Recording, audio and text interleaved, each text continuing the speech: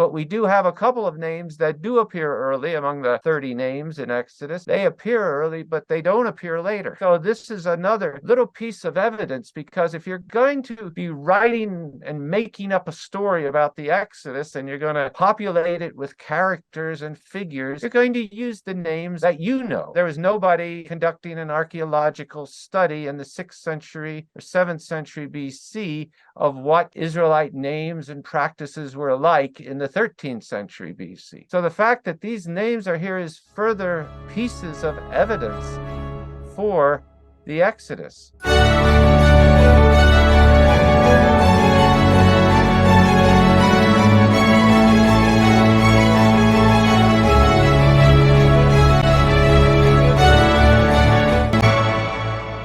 Hello, everyone. Welcome to NT Podcast.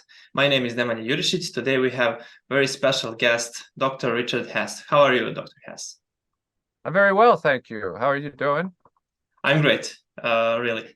Okay, Dr. Rick is a professor of Old Testament and Semitic languages at Denver Seminary.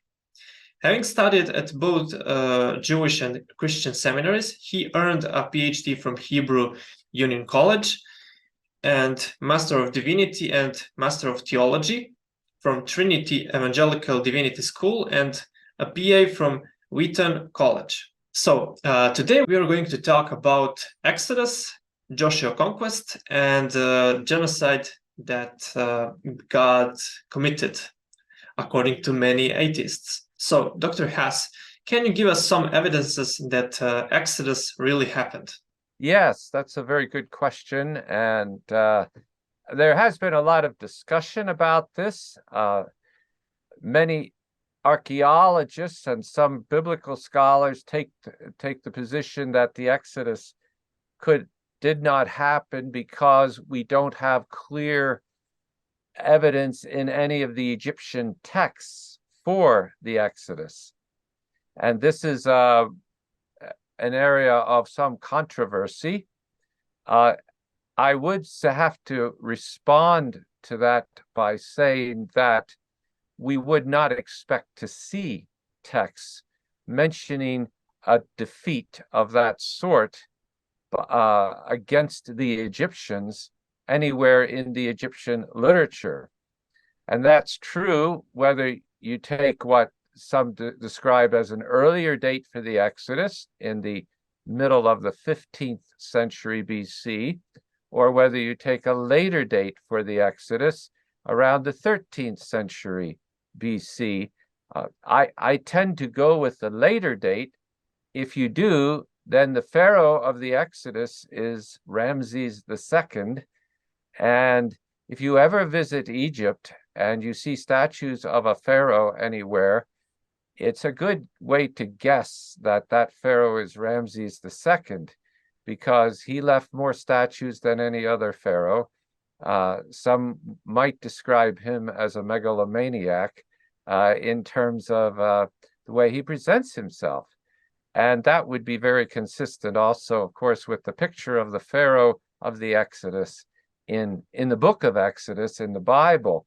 But someone like that would never describe themselves as being defeated. Even the famous battle around 1275 BC between the Egyptians and the Hittites in what is today modern Turkey. A battle took place in between in Syria. It's called at Kadesh on the Orontes River. And there, the actual results of the battle were a draw. Both sides, neither side won, and neither side really lost. But and if you read the treaties, either the treaties on the Hittites kept, or the treaties that are in Egypt, you see that they came to an agreement pretty much where they were before the battle. But if you read Ramses II presentation of it, he is a great hero and victor, and there was a complete defeat of the Hittites. So this is the picture that we have of the Pharaoh and of Egyptian ideology in general. And so we would not expect to see a lot of description.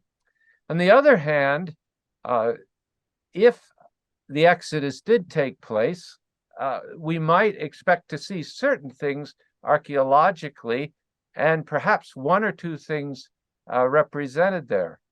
For example, in Exodus chapter 1, verse 11, we read of two cities that the Israelites were said to build before the Exodus in their enslavement.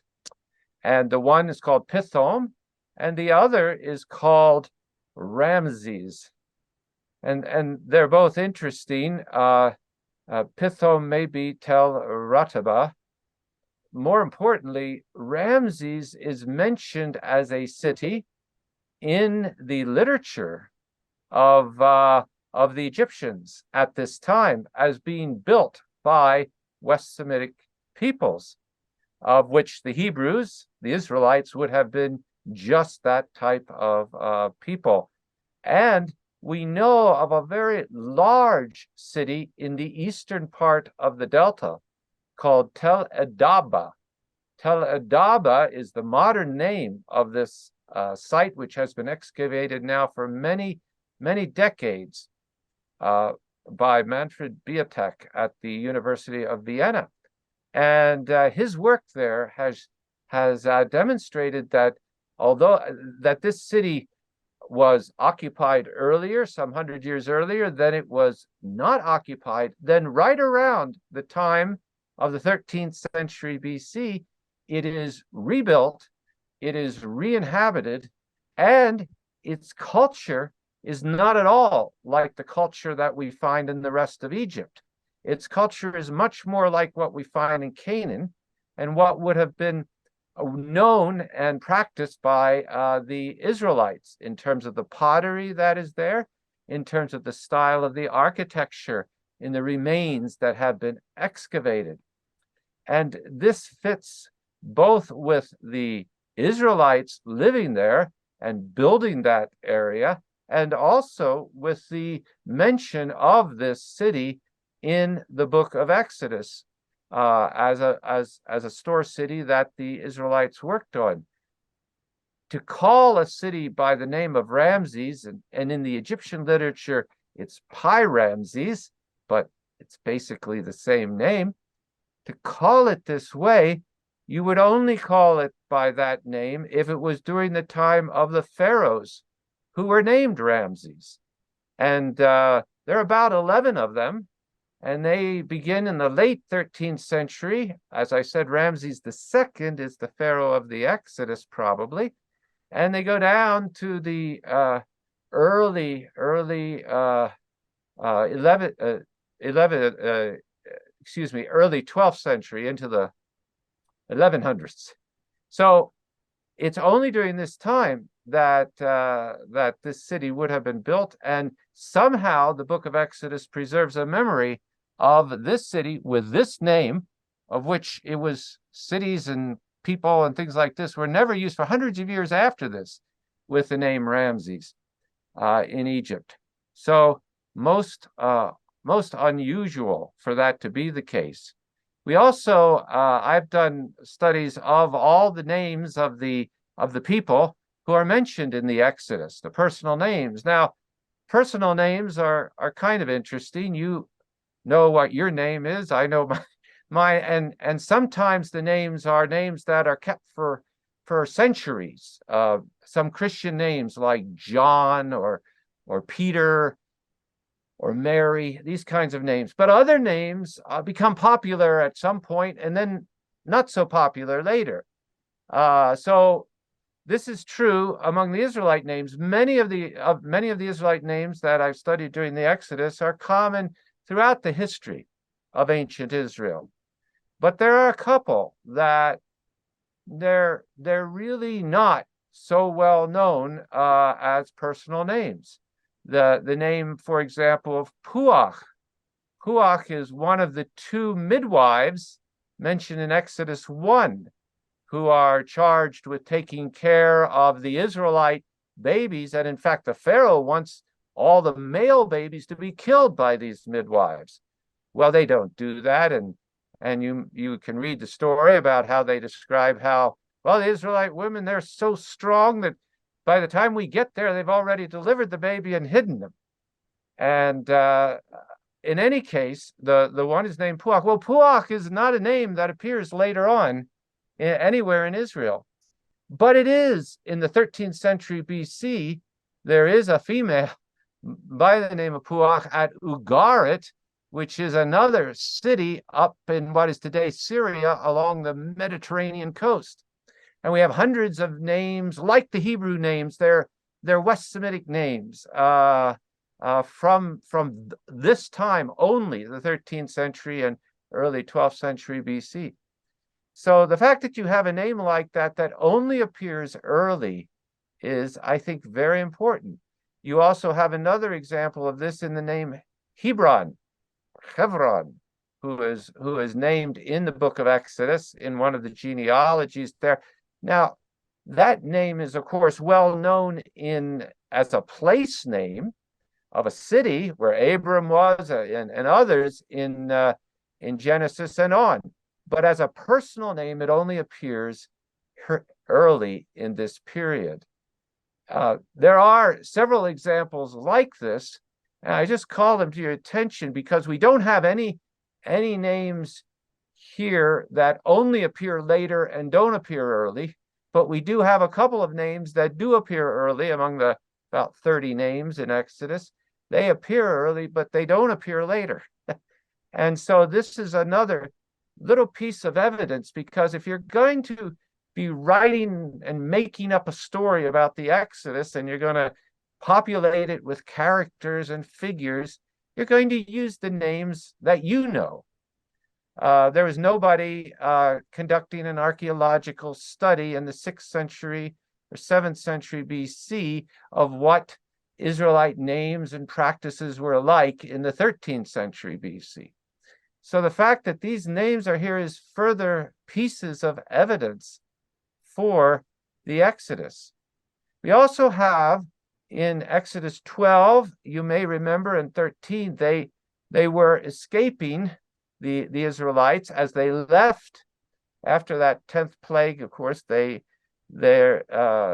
Pharaoh is very upset. And I might add, while I'm talking about the plagues, if I may, the plagues are interesting, and some people have studied the plagues and related each of the plagues to a different Egyptian god or goddess and said, and that may be. There's so many Egyptian gods and goddesses that almost any plague could be related to them. But the last two are special. You may remember the 9th plague, if you look it up. It's the plague of darkness. And that is very important because you remember that in that plague, all the Egyptian land was dark, but where the Israelites were, it was light. Now that's special because the chief god of that age was Amun-Re, whose temple was next to the capital of the Pharaoh, the southern capital of the Pharaoh down in near Thebes today. And that god was a god of sun. He was a sun god. So the most powerful god in Egypt worshipped was the god who gave sunlight. And here is a direct challenge to that god. How did the later Israelites know that? I don't know that they did. But that would have had an incredible impact on the Egyptians and Israelites as well of that time, because they all knew. The other plague is the 10th plague, and that is the plague against Pharaoh himself. And we know from the records of Ramses II and others that the Pharaoh portrayed himself as a god, as a giver of life. And here we have, he cannot even give life to his most precious firstborn son, who dies.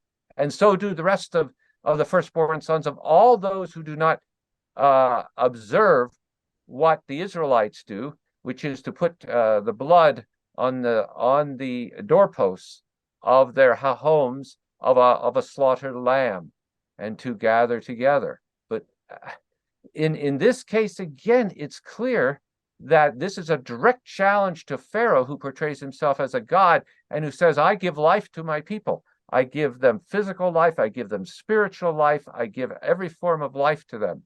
And this is in the literature of the Pharaoh of this time. But here again, it's a direct challenge and a truly a defeat of the Pharaoh who cannot give life himself.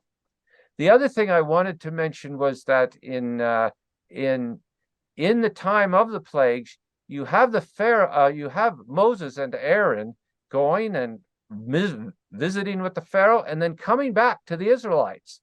Well, if the Israelites are in the eastern delta, there in the northeast of Egypt at Tel Adaba, the only time that the capital of the Pharaoh, the northern capital, was close by at Tanis, was during this period for this 100, 200 years at this time in the Egyptian New Kingdom. So the idea that they could go and come, they didn't have any trains or planes or anything else to fly back and forth all the way down to Thebes and then come back. The picture you get when you read the story in chapters 3, 4, and on through chapter 12 is that the Pharaoh and Moses are able to communicate pretty easily, and that only comes at this time. And then I wanted to also talk about the itinerary that's mentioned in Exodus 12, where the Israelites leave. They leave. Pharaoh allows them to leave, and they head towards what will be the Red Sea or the Reed Sea, one of several lakes. And we know at this time, again, specifically at this time, we have numerous lakes connected by Egyptian-built canals on the border between Egypt and the Sinai Peninsula. And along this area, there are a number of places, some of which are named either by Ramses II or by his successor, the one who comes not immediately after him, but followed him, Seti, who talk about several places. And one of them is Pi Hahirot, which is actually mentioned in the Bible. It's called the place of the digging, the excavations. And we think that it may be a place name situated near to one of these canals that would have been dug. It makes perfect sense. And indeed, it's mentioned here at the time of the Exodus. This place is not mentioned in Egyptian literature as well as in the Bible later on. So again, we have another example of how well this material fits in incidental context into the Egypt during the time of the Exodus. We could go on and talk at length about some of the evidence from the Sinai Peninsula, where I believe the Israelites moved through, and then some of the evidence even in the Arava, which is south of the Dead Sea, where they crossed. And we know there were copper mining facilities there. And you look at Numbers 21 and the picture of the bronze serpent. Well, there's actually a bronze serpent found in one of the cult sites, perhaps a Midianite cult site at Timnah, in Timnah Valley, not far from Eilat, near the Gulf of Aqaba. And in this valley, which there are thousands and thousands of little discs sort of on the floor of the valley, which are where the miners mined copper. And there is also there a sanctuary that was found. It was discovered in the 1960s and excavated by a scholar named Benno Rottenberg. And what he found, now that sanctuary is not Israelite. It was certainly taken over by the Egyptians. There's a big Egyptian sort of mural or painting just behind it. But what it is, it's very interesting because this structure, it was covered by a tent. And this is one of the very few tent sanctuaries that we have evidence of.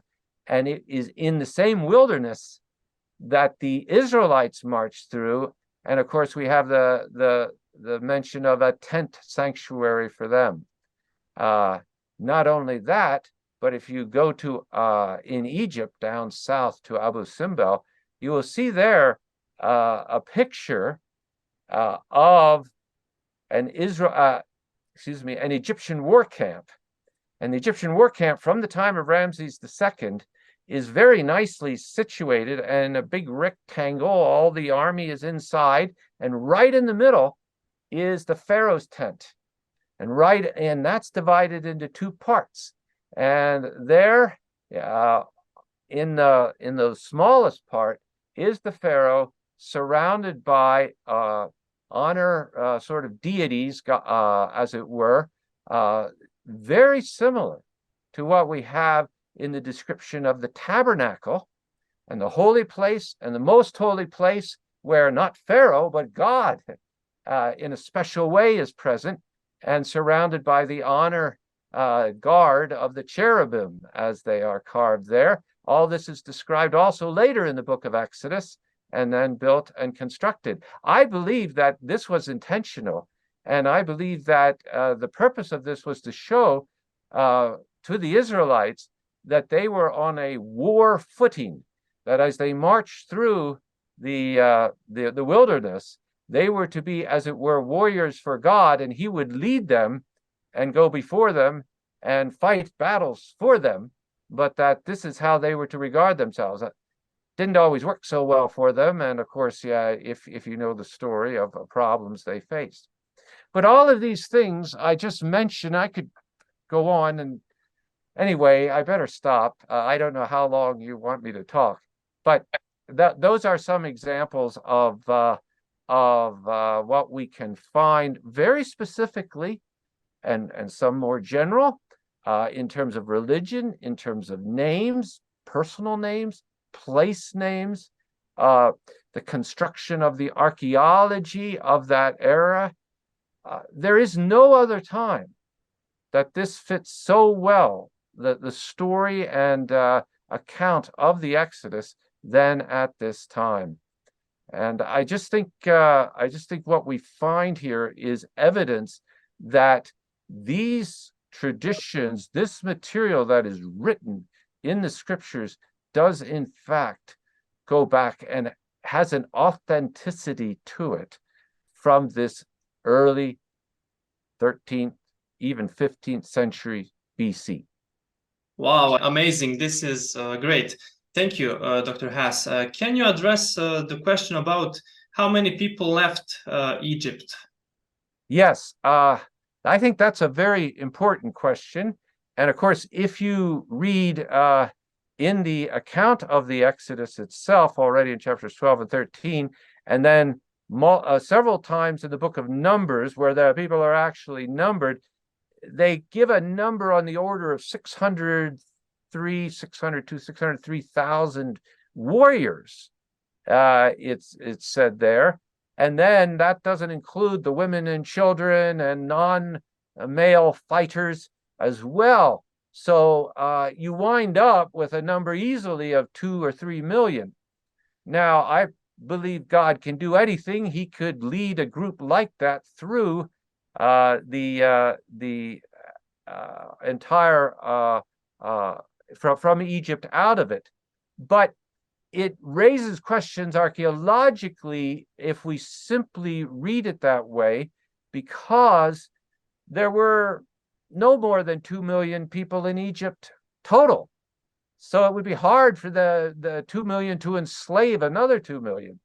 And when they come to Canaan, there are no more than 40, 50,000 people, give or take a few, in the entire land of southern Canaan at this time where the Israelites come in. Why, in Numbers 12 and 13 and 14, why would they resist or say, well, they're too many, we can't conquer? I think The reason lies in a question here, and I'm just gonna see. I need to excuse me for a minute and look up I'll cut this, don't worry. in the scriptures themselves.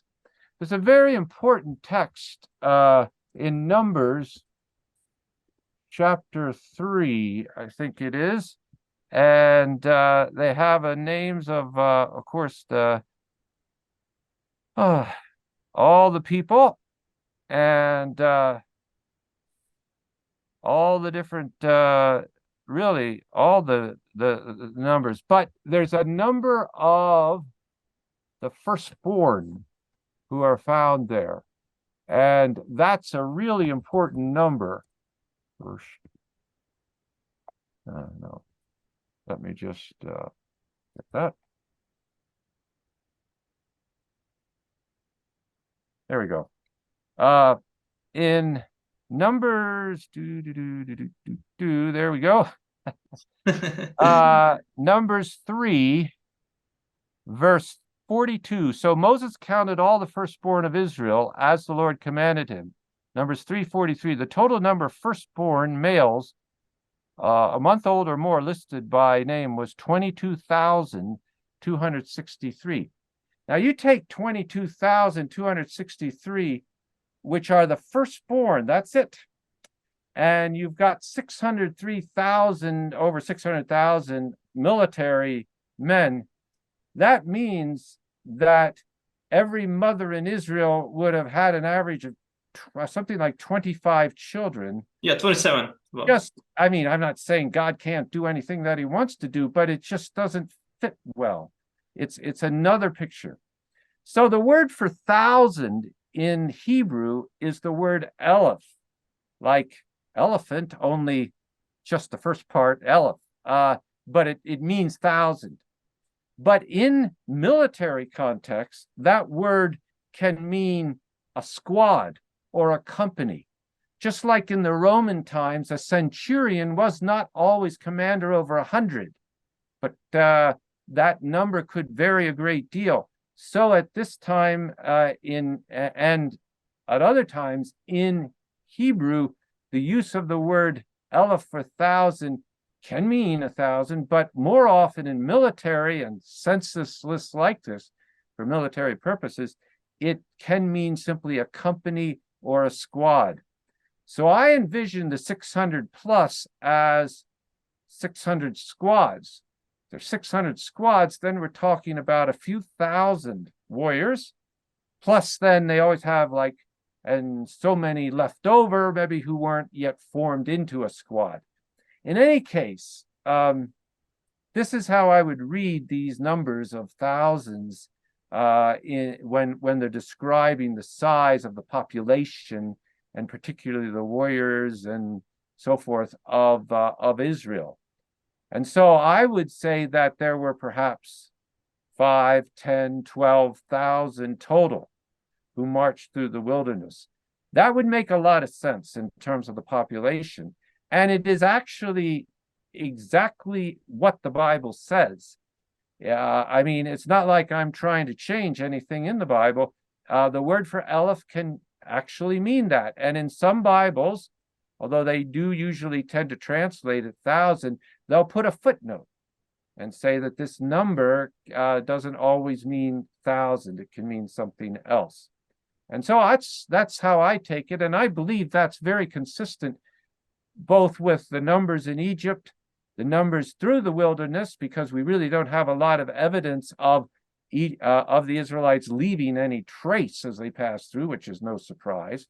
And as they enter the land, I think the clearest piece of evidence for Israel entering the land is a profound demographic shift that takes place through the Central Hill Country just around 1200 BC when they would be coming in.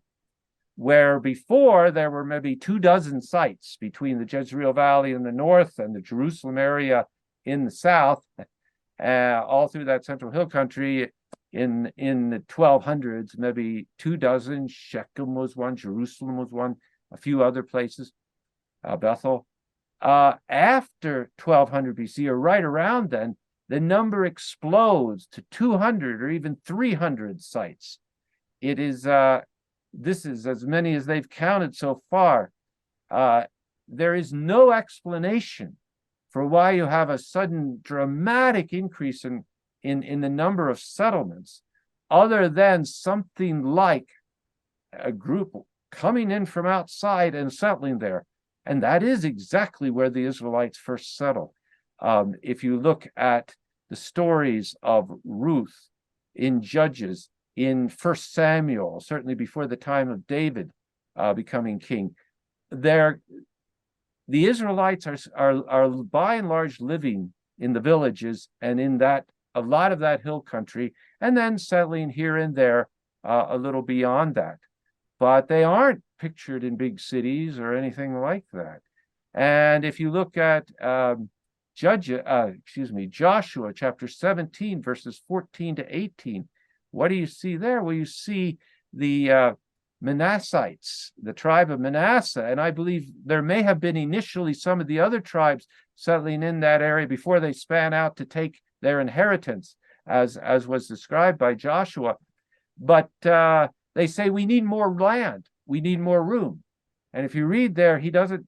It's interesting what Joshua says. He says, "We'll go up and cut down the trees and the undergrowth and everything else in the mountainous regions and build there." And that's exactly where we find these villages.